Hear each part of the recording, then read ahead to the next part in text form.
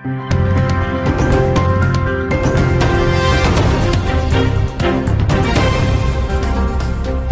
Jungle.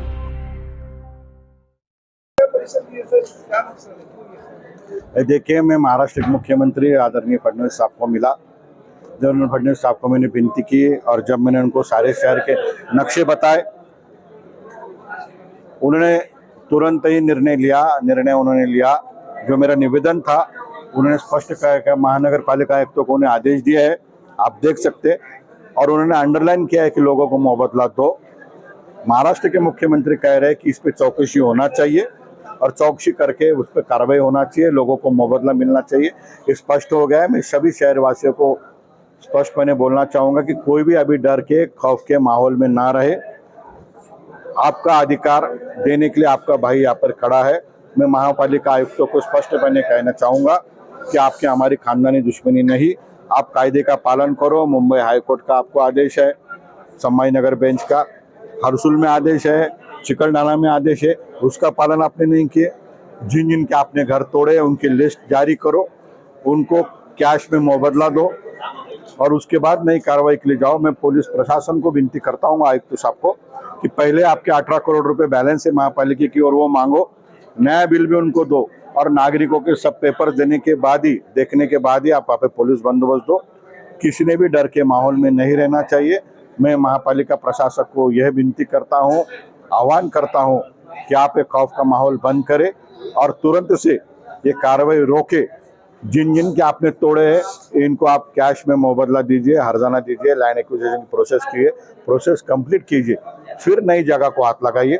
अगर आने वाले 5 दिन में आपने ये नहीं किया तो हम जितने भी लोगों के घर तोड़े इन सबको लेके आपके घर के बाहर रहने को आएंगे। इसकी आप बात का खल।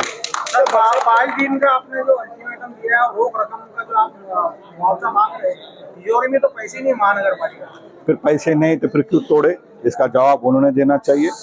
अगर आप तोड़ोगे, आप लोगों को मुआवजा भी नहीं दोगे तो ये लोकशाही है या गुंडाशाही है, इसका जवाब वो देंगे। ये तोड़ने के पहले उन्होंने सोचना चाहिए था। मेरे बाजू फुलचंद भाई खड़े, इनके पास गुंठेवारी का आदेश है। मेरे बाजू चिकलठाना मुकुंदवाड़ी के लोग खड़े, इनके पास जुना आदेश है।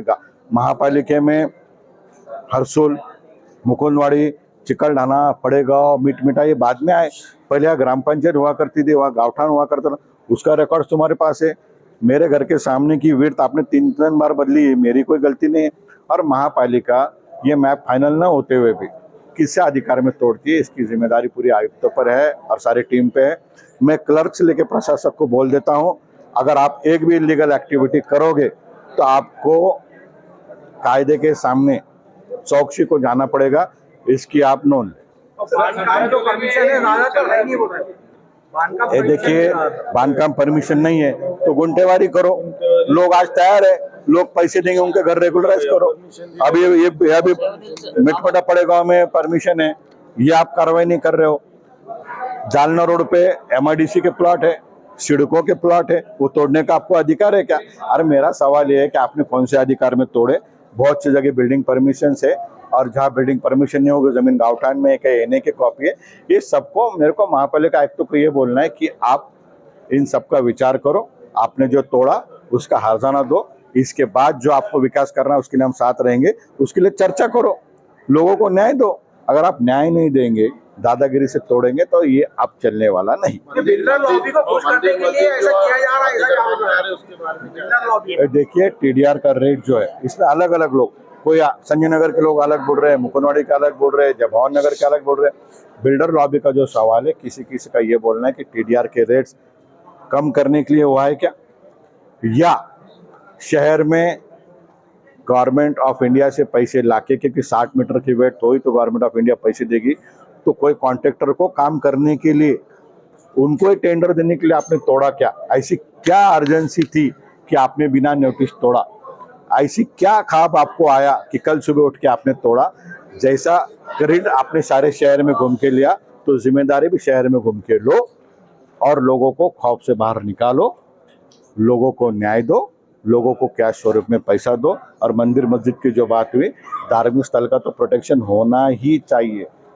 मंदिर के बारे में भी मेरी लोगों से चर्चा हुई, उन्होंने भी कहा, जैसे हरसुल में बात हुई, उन्होंने कहा कि सामने का जो एरिया है वो हम दे सकते हैं अगर मुबदला मिला। तो ये बड़ा सेंसिटिव सब्जेक्ट है, शहरवासियों के तो आभार मानना चाहिए, किसी ने उफ भी नहीं किया।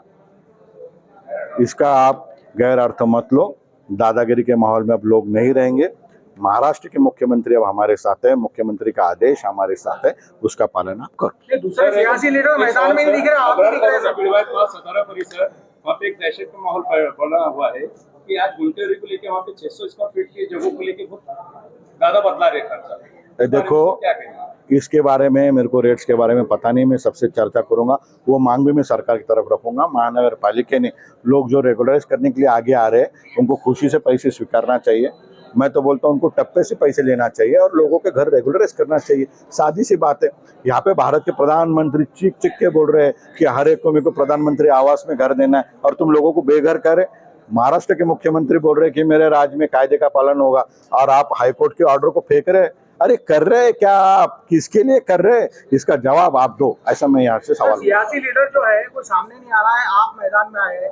ये देखो, मैं सियासी नहीं हूँ और ये मेरी जिम्मेदारी बनती है कि छत्रपति संभाजी नगर का कोई भी भाई और कोई भी भाई या कोई भी बहन रास्ते पे उनका घर छीना जा रहा है तो आवाज़ उठाओ। मैं कायदे को मानने वाला हूँ, ये कायदे में इसलिए मैं आवाज़ उठा रहा हूँ।